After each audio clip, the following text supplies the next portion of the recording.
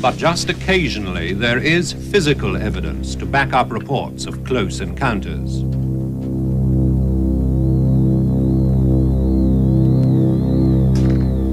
On the morning of November the 9th, 1979, forestry worker Bob Taylor walked down this woodland track outside Livingston New Town near Edinburgh. He rounded a corner and was astonished to be confronted by an unearthly object. It was a huge thing with a big round dome, a very dark grey colour, and it had a big flange going all the way around.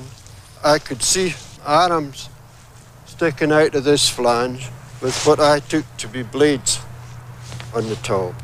Later, he described what he'd seen to a local newspaper artist who drew this sketch.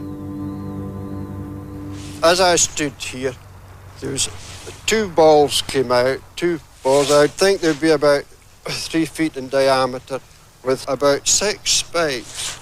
And they were rolling on these spikes. They came right up beside me, and I remember feeling a tug at that time.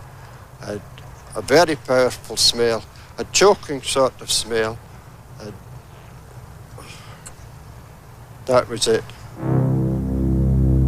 He crawled up this path and staggered home, to be met on the doorstep by his bewildered wife. It looked terrible when he came in the door, and he just stood at the door, and I said, "Have you had an accident with your lorry?" And he said, "No, I've been attacked." And I said, "What with?" And he said, "A spaceship." And I said, "Oh, goodness me, there's no such a thing as a spaceship. I'm going to phone the doctor.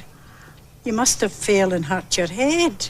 He looked quite shocked, and he was drained. He was right white, and his face was dirty, and he had a red scar here.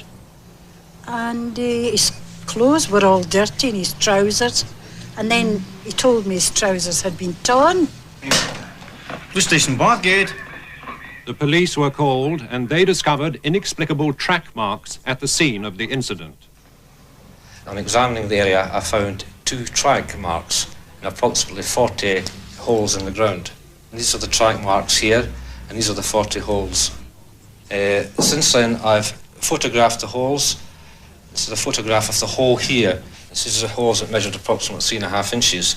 And this other photograph here, you can actually see the tread marks which correspond to the marks here. These markings and tracks were actually inside this area here that's fenced off, and there was definitely no other tracks leading to or from this area. These are the trousers worn by Mr. Taylor. As you can see, they're of fairly heavy material.